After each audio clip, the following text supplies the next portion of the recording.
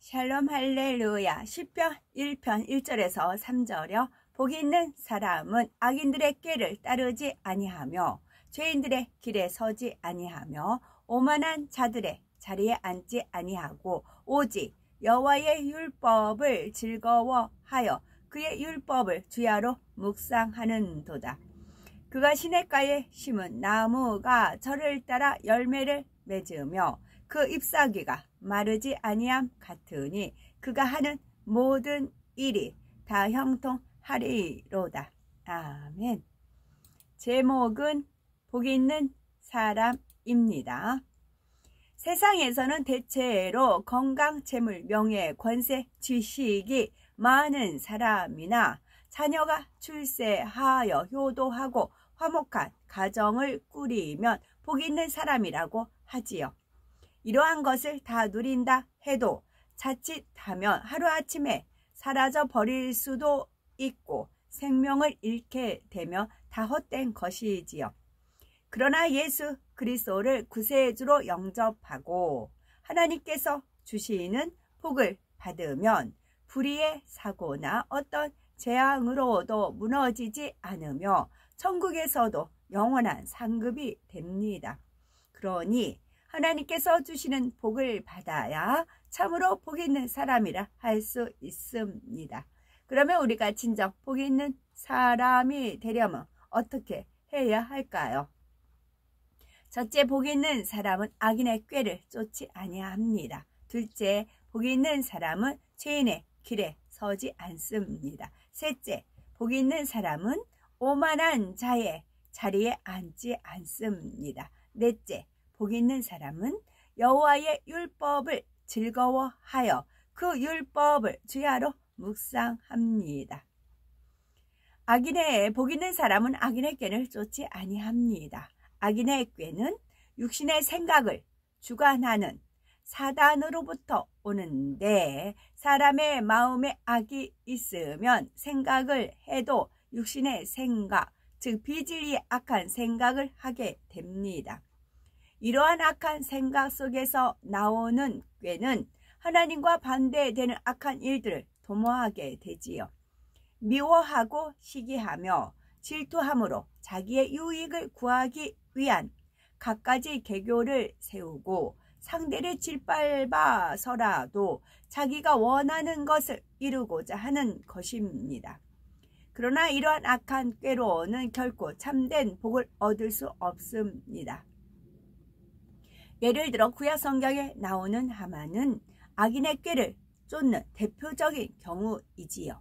하만은 유대인 모르드게가 자신을 경배하지 않으므로 심히 마음이 상하여 모르드게뿐 아니라 그 나라 안에 있는 유대인 전체를 멸하려고 꾀를 짜냈지요. 그러나 하나님께서는 악인의 계획을 아심으로 하나님의 역사 가운데 악한 계략이 밝혀져서 결국 죽음을 맞게 되었던 것입니다. 오늘날에도 부귀 영화를 얻기 위해 갖가지 모략을 세우고 부정과 비진리를 행하는 사람들에 관한 일들이 각종 매체를 통해 전해지는 것을 봅니다. 그러나 하나님께서는 복 있는 사람은 악인의 꾀를 쫓지 않는다고 말씀하셨으니 오직 위로부터 난 하나님의 지혜를 쫓아 행할 때라야 복되고 형통한 길로 인도해 주신다는 사실입니다. 예를 들어 하나님을 믿지 않는 사람들에게는 주일에도 쉬지 않고 일하며 한 푼이라도 더 저축하고 투자하는 것이 지혜로운 일입니다. 심지어 남을 속이더라도 유익을 취하되 그것이 드러나지 않도록 하는 것이 지혜롭다고 생각하기도 합니다. 그러나 믿음이 있는 사람들은 주일에는 하나님의 성전에 나와 예배를 드리며 온전한 11조와 정성껏 준비한 예물을 드립니다. 또 사업을 할 때도 성실하고 정직하게 행하여 손해를 본다 해도 상대를 속이거나 어떤 해를 입히지 않습니다. 이러한 행함이 때로는 어리석게 보일 수도 있지만 진리 안에서 행할 때라 하여 하나님의 도우심을 받을 수 있고 심은 대로 거두게 하시는 하나님의 축복을 받는 비결이요 하나님의 지혜입니다. 두 번째, 복 있는 사람은 죄인의 길에 서지 않습니다. 세상에서는 법으로 규정되어 있는 것들을 행위적으로 어긴 사람을 죄인이라고 하지요. 아무리 살인하고 도둑질할 마음이 있어도 실제 살인하지 않고 훔치지 않으면 죄인이라 하지 않죠. 그러나 하나님께서는 마음의 죄악을 품는 것만으로도 죄인이라 하십니다. 미움, 다툼, 시기, 질투, 도적질, 간음, 판단, 정죄 등이 마음 안에 있으면 하나님 앞에서는 죄인인 것입니다. 이렇게 마음의 죄악을 품는 것도 죄인인데 행함으로 범죄하는 육체의 일은 하나님 앞에 더욱 중한 죄가 됩니다. 아무리 입술로 주여 믿습니다 해도 하나님의 뜻대로 행치 않고 육체의 일을 행하면 결국 천국에 가지 못할 것을 말씀하고 있습니다. 디모데전서 5장 24에서 25절을 보면 어떤 사람들의 죄는 밝히 드러나 먼저 심판에 나아가고 어떤 사람들의 죄는 그 뒤를 쫓나니 이와 같이 선행도 밝히 드러나고 그렇지 아니한 것도 숨길 수 없느니라 말씀했습니다. 큰 것이든 작은 것이든 범죄했을 때 하나님 앞에서는 숨길 수 없이 반드시 드러나며 대가가 따른다는 사실입니다. 그런데 하나님의 계명을 지켜 행하고 범죄하지 말라고 하면 어떻게 사람이 계명들을 다 지킬 수 있는가?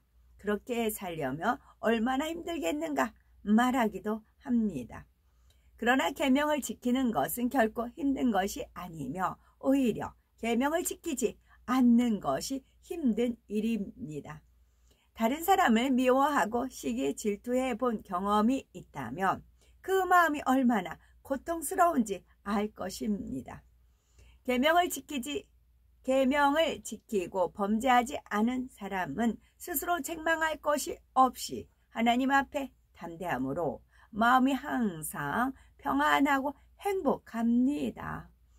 또한 아무리 힘들고 어려운 일이 다가와도 하나님의 능력으로 능히 피할 길을 주시며 모든 시험, 환난, 질병, 재난도 막아 주시는 것이지요. 그러나 범죄하는 사람의 마음에는 기쁨과 평강이 없고 시험 환난을 당할 때 도와줄 사람도 없는 것입니다. 그러니 복 있는 사람이 되려면 결코 죄인의 길에 서지 말아야 하는 것이지요. 세 번째, 복 있는 사람은 오만한 자에 자리에 앉지 않습니다. 하나님은 교만한 사람을 너무나 싫어하십니다. 교만한 사람은 하나님을 대적하여 사람의 가치를 잃어버린 사람이기 때문이지요. 하와가 선악과를 따먹은 것도 너희 눈이 밝아 하나님과 같이 되리라는 사단의 미혹을 받아 높아지려는 마음이 있었기 때문이지요. 이와 같이 사람이 교만하여 범죄한 이후로 원수마귀 사단이 주관하는 세상에서는 스스로 높아지려 하고 자기를 내세우며 대접받으려 합니다. 누군가 자신을 멸시한다고 느끼며 고통스러워하며 상대를 섬기는 것이 아니라 도리어 어떻게든 섬김받으려 하는 것이지요. 그러나 교만하여 스스로를 높이는 사람은 낮아지며 겸손하여 자신을 낮추는 사람은 반드시 높임을 받습니다.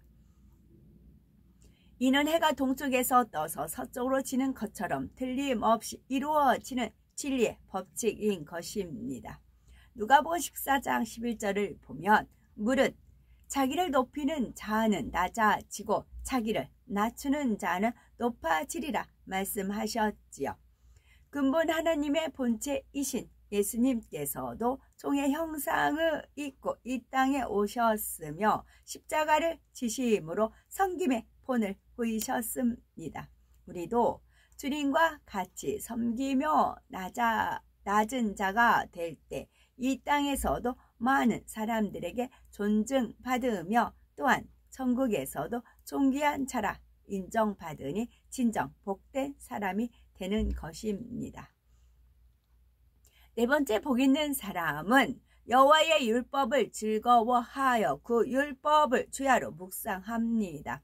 시편 1편 2절에 보니 복 있는 사람은 오직 여호와의 율법을 즐거워하여 그 율법을 주야로 묵상하는 자로다 말씀합니다.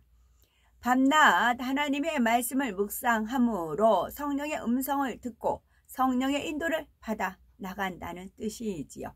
율법이란 성경 66권 하나님의 말씀이며 좁은 의미로는 십계명을 포함하여 모세오경인 창세기, 출애굽기, 레위기, 민수기, 신명기에 기록된 하나님의 법규들을 의미합니다. 하나님의 말씀인 성경 안에는 하나님의 마음과 그 오묘하신 뜻이 모두 담겨져 있기 때문에 하나님의 말씀을 사랑하는 사람이라면 각종 예배나 기도회 등 어디든 참석하여 말씀을 듣기 위해 힘써 노력할 것입니다. 예배 때 잡념이나 졸음에 빠지는 일이 없으며 말씀이 꿀과 송이꿀보다 달아서 아멘으로 받아들이게 됩니다. 듣는 것으로 끝나는 것이 아니라 말씀을 명심하고 묵상함으로 마음에 온전히 이루게 되는 것이지요. 그러므로 하나님의 말씀을 즐거워하여 주야로 묵상하는 사람은 어떤 일이 생겼을 때 감정을 품거나 육신의 생각, 인간적인 방법을 동원하지 않습니다. 항상 기뻐하라, 쉬지 말고 기도하라, 범사에 감사하라 하신 말씀을 그대로 행하며 마음 안에 내주하시는 성령의 음성과 성령의 주관, 성령의 인도를 받아 나가는 것입니다. 이것이 바로 복 있는 사람의 적극적인 삶의 자세이며 마음가짐이지요. 또한 시편 1편 3절에 보니 저는 시냇가에 심은 나무가 시절을 쫓아 과실을 맺으며 그 잎사귀가 마르지 아니함 같으니 그 행사가 다 형통하리로다 말씀합니다. 시냇가에 심은 나무일수록 더 깊이 더 멀리 뿌리를 내려서 무럭무럭 자라고 더 풍성한 열매를 맺으며 아무리 오랜 가뭄에도 항상 수분을 흡수할 수 있으므로 잎사귀가 마르지 않습니다. 여기서 시냇가는 영적으로 축복의 근원, 곧 생수를 마음껏 빨아들여서 늘 부를 수 있고 때를 따라 열매 맺을 수 있는 하나님의 품을 말합니다. 정녕 하나님의 품 안에 심겨져 있다면 성령의 도우심을 받아 마음 안에 진리의 말씀이 뿌리 내리게 됩니다. 즉 말씀을 깨우쳐서 마음에 양식 쌓는다는 뜻이지요. 그래서 성령의 9가지 열매 곧 사랑, 희락, 화평, 오래 참음, 자비, 양선, 충성, 온유, 절제 열매를 맺기 위한 뿌리가 마음 깊숙이 내려지는 것입니다. 이렇게 하나님의 말씀을 마음으로 묵상하는 사람은 그 말씀대로 순종하게 되므로 복 있는 사람이 되는 것이지요. 복 있는 사람은 악인의 꾀를 쫓지 않고 죄인의 길에 서지 않으며 오만한 자의 자리에 앉지 않습니다. 오직 하나님의 말씀을 즐거워하여 주야로 묵상하며 선과 사랑 가운데 거하게 됩니다. 또한 항상 기뻐하고 깨어 기도하며 범사에 감사함으로 하나님의 뜻을 준행하며 살아가니 구하는 것마다 응답받아 하나님께 영광을 돌리는 것이지요. 그러므로 진리 가운데 거하여 하나님 앞에 복 있는 사람이 되므로 이 땅에서 복된 삶을 누릴 뿐 아니라 장차 영원한 천국에서도 풍성한 상급을 받고 존귀히 여김받는 우리가 되어야 되겠습니다. 아멘.